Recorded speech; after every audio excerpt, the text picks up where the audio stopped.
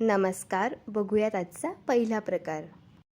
इथे मी एक मोठ्या साईजचा पिकलेला आंबा घेतलेला आहे।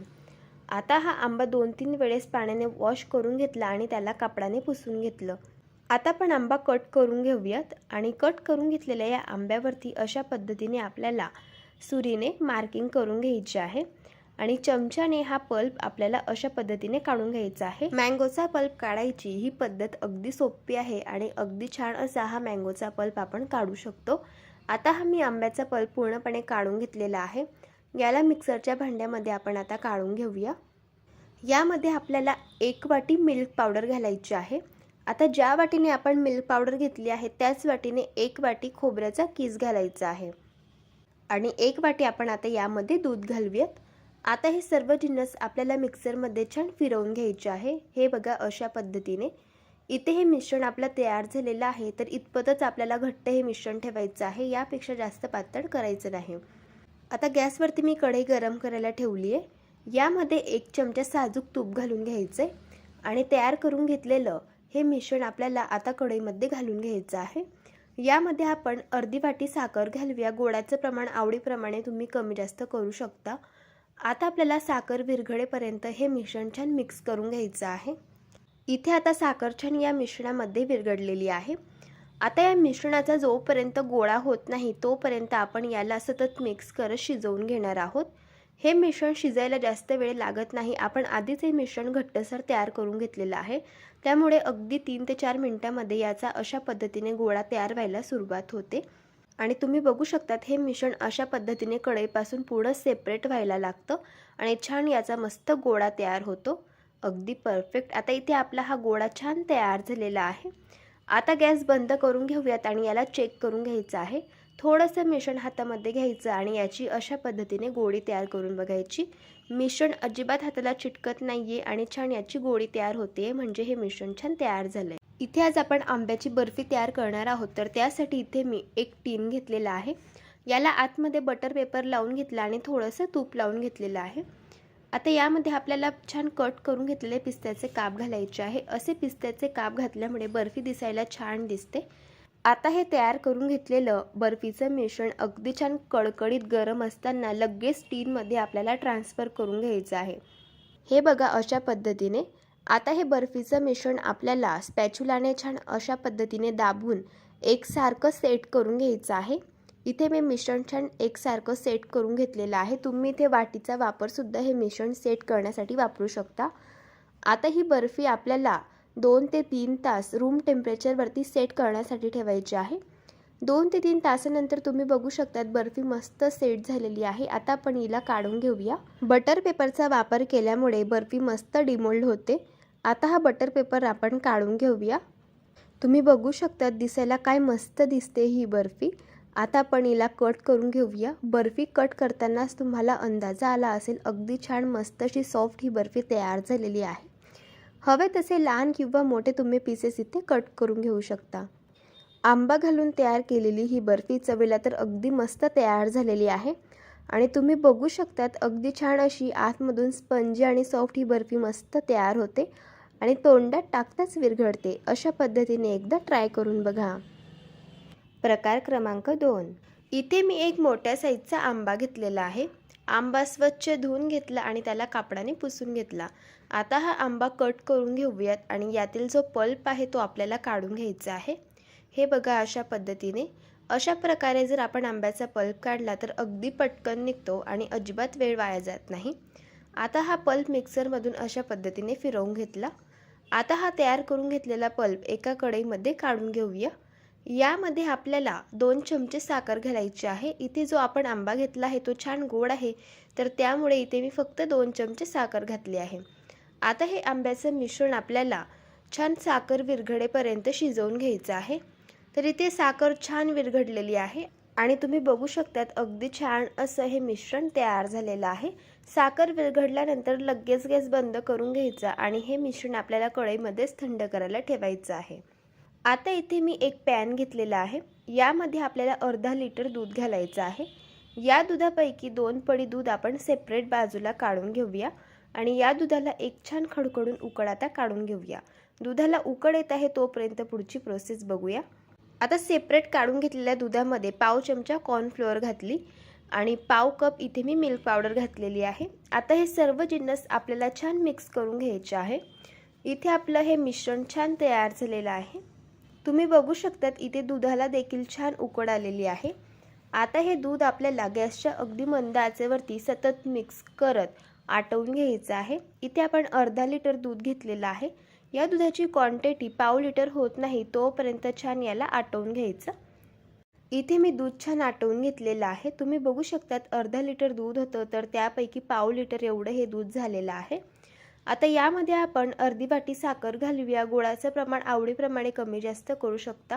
आता ही साखर आपल्याला या दुधामध्ये छान विरघळून घ्यायची आहे. साखर विरघळल्यानंतर यामध्ये आपल्याला तयार करून घेतलेलं मिल्क पावडर आणि कॉर्नफ्लोअरचं मिश्रण घालून घ्यायचं आहे. हे बघा अशा पद्धतीने. आता याला मिक्स करून घेऊयात आणि 2 मिनिटं आपल्याला गॅसच्या मंद आचेवरती हे मिश्रण पुन्हा शिजवून घ्यायचं आहे. मिल्क पावडर घातल्यामुळे या पदार्थाला चव खूप छान येते. इथे मी हे दूध छान 2 मिनिटं शिजवून घेतलेलं आहे. इथे आपलं हे दूध छान तयार झालेलं आहे. आता सगळ्यात शेवटी यामध्ये काजू, बदाम आणि पिस्त्याचे काप घालून घेऊया आणि मिक्स करून घेऊया. आता हे दुधाचं मिश्रण आपल्याला पूर्णपणे थंड करून घ्यायचं आहे. हे मिश्रण पूर्णपणे थंड झाल्यावरती आपल्याला तयार करून घेतलेला हा मँगोचा पल्प यामध्ये घालायचा आहे. एक गोष्ट लक्षात ठेवायची, मँगोचा पल्प आणि दुधाचं हे मिश्रण पूर्णपणे थंड असावं तेव्हाच आपल्याला हे दोघं मिश्रण मिक्स करायचे आहे. यामध्ये मी पाव चमचा वेलची पावडर घातलेली आहे. वेलची पावडरमुळे या पदार्थाला चव खूप छान येते. इथे छान मी हे मिश्रण मिक्स करून घेतलं. तर हे बघा अगदी छान अशी मलाईदार मँगो रबडी आपली तयार झालेली आहे. आता आपण याला सर्व्ह करून घेऊया. सध्या मार्केटमध्ये खूप छान वेगवेगळ्या प्रकारचे आंबे मिळायला सुरुवात झालेली आहे आणि आंबा घालून तयार केलेली ही रबडी चवीला तर अगदी भन्नाट लागते. एकदा जर ट्राय केली तर लहान काही मोठ्यांना सुद्धा फार आवडेल एवढी चविष्ट ही रबडी तयार होते. अशा पद्धतीने एकदा नक्की ट्राय करून बघा. प्रकार क्रमांक 3. इथे आत्ताच आपण आंब्यापासून रबडी तयार केलेली होती. या रबडीपासूनच आपल्याला हा पुढचा पदार्थ तयार करायचा आहे. हा पदार्थ तयार करण्यासाठी याच रबडीचा वापर हा केला जातो. आता मिक्सरच्या भांड्यामध्ये आपल्याला तयार करून घेतलेली रबडी घालून घ्यायची आहे. ही रबडी आपल्याला मिक्सरमध्ये छान बारीक वाटून घ्यायची आहे. हे बघ मी ही रबडी छान मिक्सरमधून बारीक वाटून घेतलेली आहे. तुम्ही थिकनेस बघू शकतात अशा पद्धतीची या रबडीची तयार झालेली आहे. आता याला एका बाउलमध्ये आपण काढून घेऊया. अगदी छान अशी स्मूथ या रबडीची पेस्ट तयार झालेली आहे. आता यापासून आपण मँगो कुल्फी तयार करणार आहोत. तर कुल्फी तयार करण्यासाठी याच रबडीचा वापर केला जातो. कुल्फी बनवण्यासाठी इथे मी ॲल्युमिनियमचे अशा पद्धतीचे कुल्फीचे मोल्ड घेतलेले आहे. तुम्ही ते पेपर कप्स वापरू शकतात किंवा घरातील एखादं फुलपात्रसुद्धा वापरलं तरी चालेल. आता हे कुल्फीचं मिश्रण या मोल्डमध्ये फिल करून घ्यायचं आणि याला आपल्याला फॉईल पेपर लावून छान पॅक करून घ्यायचं आहे. हे बघा अशा पद्धतीने असा फॉईल पेपर लावून घेतल्यामुळे कुल्फीमध्ये आईस क्रिस्टल्स तयार होत नाही. आता इथे मी सर्व कुल्फीचे मोल्ड फिल करून घेतले. कुल्फीच्या मोल्डवरती आपण जो फॉईल पेपर लावून घेतला त्यावरती सुरीने मार्किंग करून घेतली आणि कुल्फीच्या स्टिक आपल्याला अशा पद्धतीने या मोल्डमध्ये इन्सर्ट करून घ्यायच्या आहे. आता ही कुल्फी आपल्याला 10 ते 12 तास डीप फ्रीजमध्ये फ्रीज होण्यासाठी ठेवायची आहे. 10 ते 12 तास झालेले आहे आणि कुल्फी छान मस्त सेट झालेली आहे. तुम्ही बघू शकतात अगदी छान अशी मस्त ही कुल्फी सेट झालेली आहे. आता ही कुल्फी हातावरती अशा पद्धतीने थोडीशी 1 ते 2 सेकंद शेक करून घ्यायची आणि नंतर आपल्याला अशा पद्धतीने कुल्फी डिमोल्ड करून घ्यायची आहे.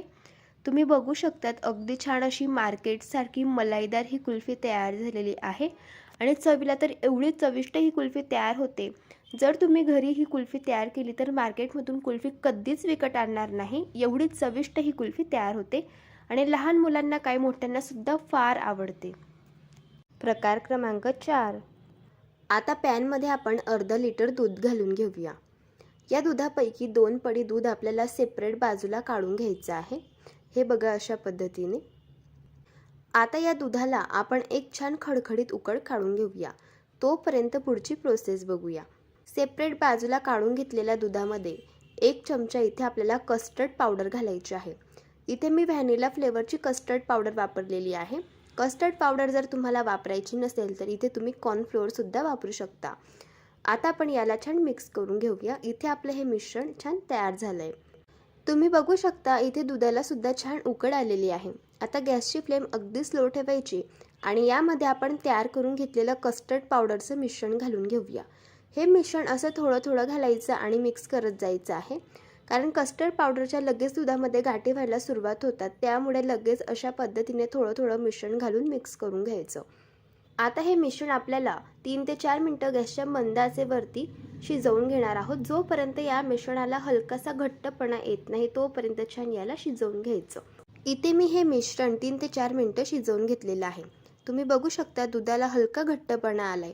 आता यामध्ये आपल्याला अर्धी वाटी साखर घालायची आहे. गोडाचं प्रमाण आवडीप्रमाणे तुम्ही कमी जास्त करू शकता. साखर छान आपल्याला दुधामध्ये विरघळून घ्यायची आहे. आता साखर छान दुधामध्ये विरघळलेली आहे. साखर घातल्यामुळे हे मिश्रण थोडंसं पातळ होतं, त्यामुळे पुन्हा 2 ते 3 मिनिटं गॅसच्या मंद आचेवरती याला शिजवून घ्यायचं. हे बघा अशा पद्धतीने इथे आपलं हे मिश्रण छान तयार झाले. आता गॅस बंद करून घ्यायचा आणि हे मिश्रण आपल्याला पूर्णपणे थंड करून घ्यायचं आहे. आता मिश्रण थंड होत आहे तोपर्यंत पुढची प्रोसेस बघूया. इथे मी मोठ्या साईजचा पिकलेला आंबा घेतलेला आहे. आंबा 2-3 वेळेस पाण्याने वॉश करून घेतला आणि नंतर त्याला कट करून घ्यायचा आहे आणि आंब्याचा जो पल्प आहे तो अशा पद्धतीने आपल्याला काढून घ्यायचा आहे. आता हा पल्प आपल्याला पाण्याचा वापर न करता छान मिक्सरमध्ये बारीक करून घ्यायचा आहे. हे बघा अशा पद्धतीने याला एका कढईमध्ये काढून घेऊया.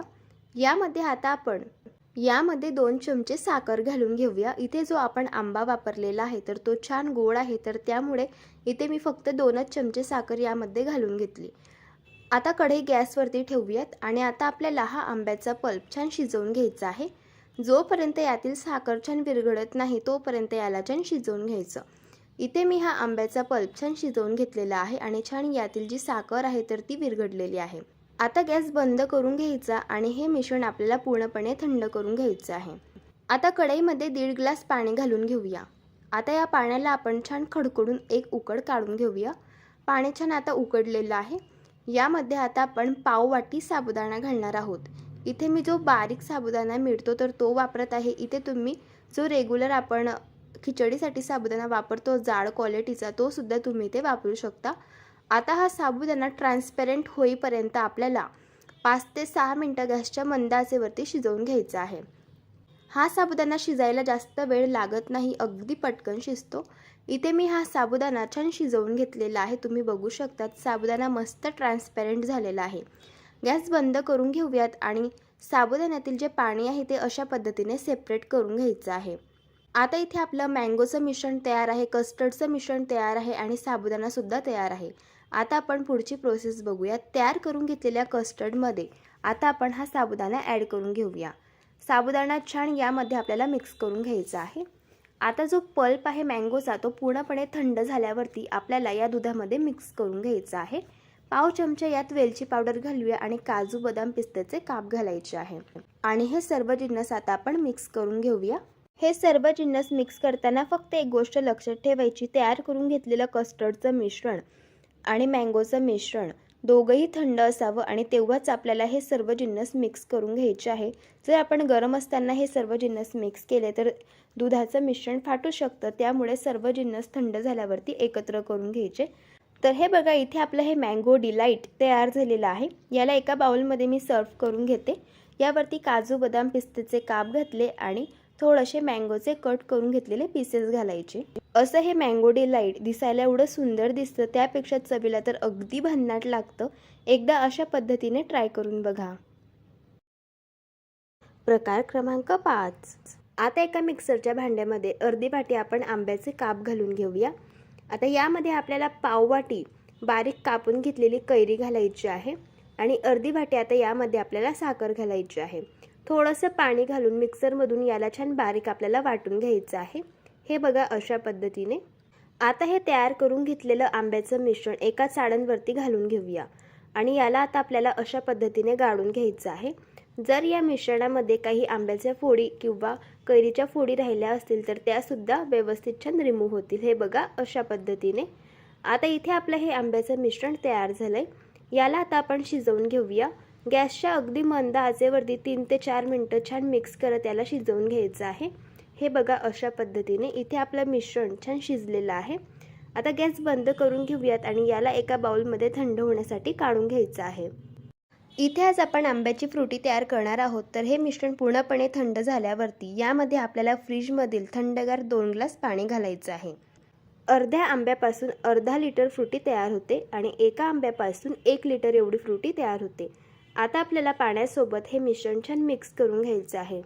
जर तुम्हाला ही फ्रुटी 15 ते 20 दिवस स्टोअर करून ठेवायची असेल तर यामध्ये पाव चमचा लिंबाचा रस किंवा पाव चमचा व्हाईट व्हिनेगर घालायचं आणि छान यामध्ये मिक्स करून घ्यायचं. ही फ्रुटी व्हाईट व्हिनेगर आणि लिंबाचा रस घातल्यामुळे अजिबात खराब होत नाही आणि 15 ते 20 दिवस तुम्ही या फ्रुटीचा आस्वाद घेऊ शकता. फक्त फ्रुटी स्टोअर करताना फ्रीजमध्ये स्टोअर करून ठेवायची. आता ही तयार करून घेतलेली फ्रुटी आपण ग्लासमध्ये सर्व्ह करून घेऊयात. फ्रेश आंब्यापासून तयार केलेली ही फ्रुटी चवीला तर अगदी मस्तच लागते. एकदा जर घरी ट्राय केली तर बाहेरून तुम्ही कधीच फ्रुटी विकत आणणार नाही. अशा पद्धतीने एकदा नक्की ट्राय करून बघा. जर तुम्हाला आजच्या या सर्व रेसिपीज आवडल्या असेल तर रेसिपीला लाईक करा, चॅनलला सबस्क्राईब करा आणि शेजारील बेल आयकॉन प्रेस करायला विसरू नका. व्हिडिओ जास्तीत जास्त शेअर करा. तर चला भेटू एका मस्त अशा चमचमीत रेसिपीसोबत. तोपर्यंत धन्यवाद.